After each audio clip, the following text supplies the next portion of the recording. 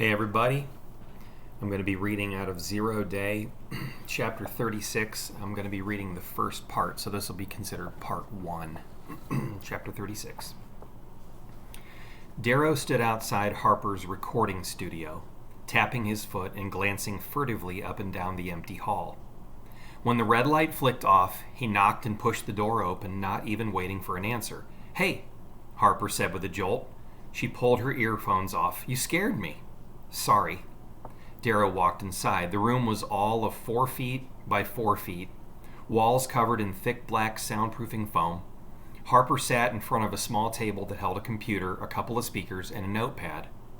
A big silver microphone on a retractable metal arm stretched in front of her face. She pushed it away as Darrow pulled the door shut.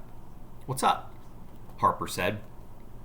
"You want to be interviewed for my segment on the children of the rich and famous and how they manage to cope with driving ridiculously fancy cars and hanging out with beautiful people?" "No," Darrow said, without even smiling at her lame, recurring joke. He began pacing the small room. "Something's happened. I need your help." He'd come straight from McQueen's office. The whole thing had left him rattled, and not just because he'd never seen somebody die before. What the heck had McQueen been trying to tell him? It was something about Addie. Whoa, deep breath," Harper said. "Have a seat and tell me what's going on." Darrow sat in a metal folding chair, tinged with rust, and tapped his long fingers nervously on the desk. "I need a favor." "Okay," she said slowly. "What?"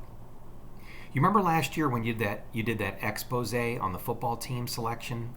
Darrow said, recording the coach taking bribes for the starting lineup. "Yeah," Harper said with a snort. "It really hit the fan on that one, but what does that have to do with you?" "Well, I was hoping I could borrow whatever you sent the assistant coach in to record him with," Darrow said, spitting the words out almost faster than he could properly pronounce them. They felt like little missiles shooting from his mouth. "You know, without anybody knowing." "Come again?" Harper shook her head. You want to record someone without anybody knowing? Who?" Darrow didn't say anything. "Well, you're going to have to do better than that," Harper said. "Addie." "Addie?" Harper said. "Why?" Darrow's cheeks burned and he looked away. "Well, it's complicated," he said. "Yeah? Well, I'm not giving you anything unless you tell me what's going on," Harper said. "You can't just invade someone's privacy for no reason. Sorry, Darrow." Darrow knew she was right. He'd made the same argument to McQueen just days ago, right before the guy died in his arms, gasping Addie's name. "Okay," he said. You can't tell anyone, all right?" "When have I ever told anyone anything?" "I know," Darrow said. He trusted Harper. Right now, she was probably the only person he trusted. "Here's the deal. There's just something off. You know what I mean?" "Well, she's been locked in a room with almost no human contact for 8 years, Harper said. "Of course something's off." "Well, no, that's not it," Darrow said. "You know that whole thing with Eleanor trying to expose you?" Harper visibly cringed. "Yeah, well, somebody really saved me on that," she said. "Well, I'm pretty sure that someone was Addie," Darrow said. "Seriously? Well, what makes you think that?" "I just know the way she thinks," Darrow said, "and I'm pretty sure she did the same thing for me, too. Erased my juvenile record before somebody could use it against me."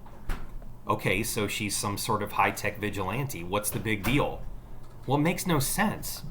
How does someone learn how to do that when they've been locked up with no outside contact for half their life, and why hide it if you can?"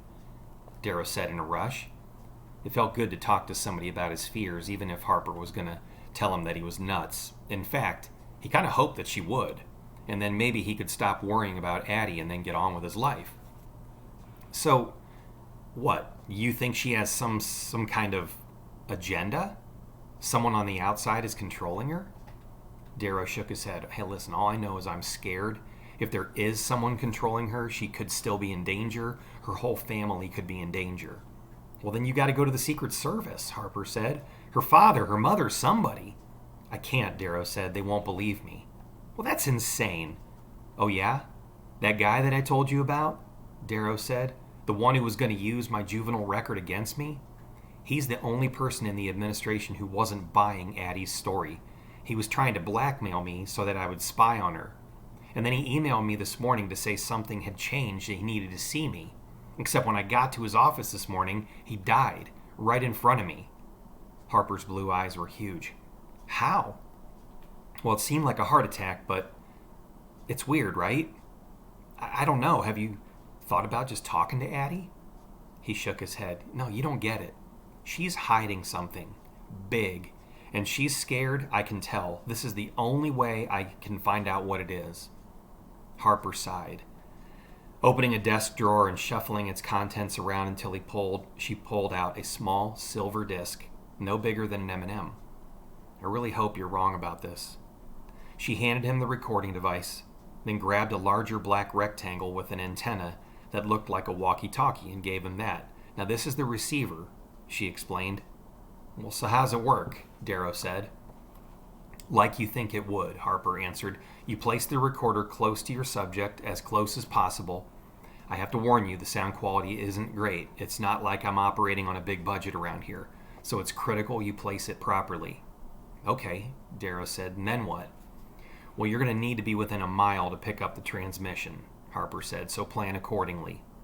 Thanks, Darrow said. He stood and twisted the doorknob, the light from the hallway hitting him square in the eyes. He squinted. I owe you one. No, you owe me several, Harper said, but who's counting? A small laugh escaped from Darrow's lips. You sure you know what you're doing? Harper said. Not at all, but when did I ever let that stop me? Harper shook her head.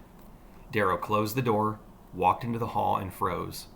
Addie was standing directly across from him, leaning on a locker and scrolling through something on her phone. She glanced up. Hey, she said. Hey, Darrow answered, trying to hide the surprise on his face. You're here. I'm glad you're okay. Why wouldn't I be? Addie said. Well, I heard about the drone from my mom, Darrow said, lowering his voice. I was worried about you. You didn't answer my text last night. It was pretty scary, but I'm okay, Addie said, and I texted you back this morning. You didn't see it? I guess not, Darrow said. I was busy. Well, I noticed you weren't in morning meeting, Addie said. Didn't feel like contemplating your inner light for an hour?